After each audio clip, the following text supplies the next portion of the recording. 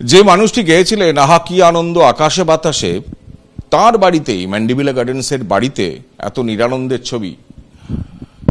বাড়িতে কারেন্ট নেই, কাল কার্যত রাত থেকেই নেই, এবং বাড়ির যারা আছেন অনুপ ঘোষালের স্ত্রী কন্যা তারা কার্যত এইভাবেই অন্ধকারে বসে আছেন। আমি সরাসরি কথা বলবো তাদের সঙ্গে। কারেন্ট কখন থেকে নেই? কাল সকাল থেকেই নেই, ফ্রিজ ট্রিজ সবই বন্ধ, জল নেই। আর আজকে কালকে রাত্রে একটু সময়ের জন্য এসছিল কারেন্ট, অল্প সময়ের জন্য, আবার আজ সকালে বন্ধ, এখনো কারেন্ট নেই, জল নেই, কিচ্ছু নেই। এই বাড়ির মধ্যে রয়েছি, জল কারেন্ট ছাড়া কিভাবে বাঁচা যায় বলুন।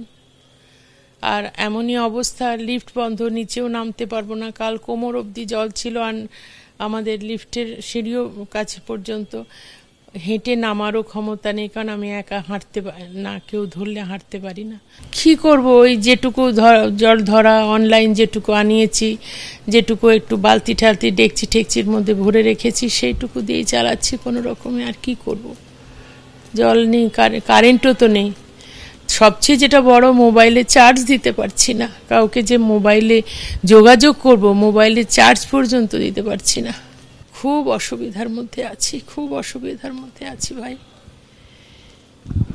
গড়িয়াহাটের ব্রিজের সামনে অভিজাত এলাকা ম্যান্ডিভিলা গার্ডেন্স, এবং সেখানে জয় জয়ন্তী অ্যাপার্টমেন্ট। অনুপ ঘোষাল এখানেই থাকতেন, এই বাড়িতেই থাকতেন, এবং তার বাড়িতেই আজকে এরকম নিরানন্দের ছবি।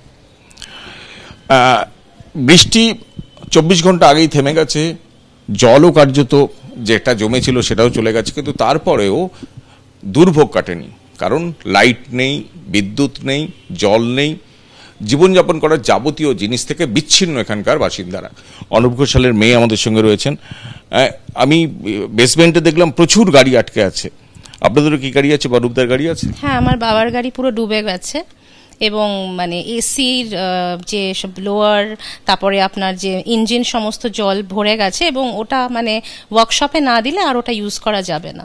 মানে এটা বাবার খুব প্রিয় একটাই গাড়ি, সেটা যখন ওয়ার্কশপে দেবে বোঝা যাবে আর কি হবে। মানে একদম মানে খুব খারাপ অবস্থা। অর্থাৎ সব মিলিয়ে জল জমা হয়তো কমছে গোটা শহরের বিভিন্ন রাস্তা জুড়ে বা গলি জুড়ে, কিন্তু দুর্ভোগ এখনো কমছে না।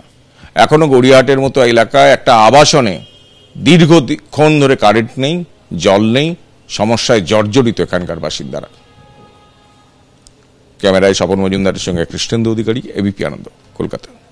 জমা জলে পড়ে এবার রাজপুর সোনারপুর পুরসভার এক অস্থায়ী কর্মীর মৃত্যু হয়েছে।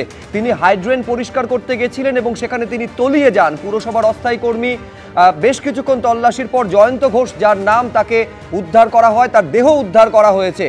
হাইড্রেন পরিষ্কার করতে গিয়ে তলিয়ে গিয়ে মৃত্যু হলো রাজপুর সোনারপুর পুরসভার অস্থায়ী কর্মী জয়ন্ত ঘোষের। অর্থাৎ মৃতের সংখ্যা কোথাও জলে ডুবে, কোথাও বিদ্যুৎ স্পৃষ্ট হয়ে আমরা 12 জন সহনাগরিককে আমরা হারালাম।